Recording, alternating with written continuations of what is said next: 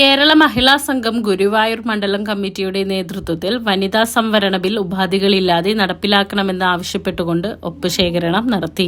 ഗുരുവായൂർ കിഴക്കേനടയിൽ കേരള മഹിളാ സംഘം ജില്ലാ secretary KS Jaya ചടങ്ങ് ഉദ്ഘാടനം ചെയ്തു.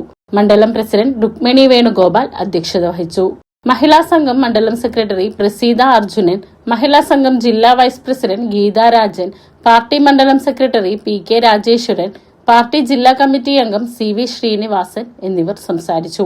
മഹിളാ സംഘം മണ്ഡലം കമ്മിറ്റി അംഗങ്ങളും ലോക്കൽ കമ്മിറ്റി അംഗങ്ങളും ചടങ്ങിൽ പങ്കെടുത്തു.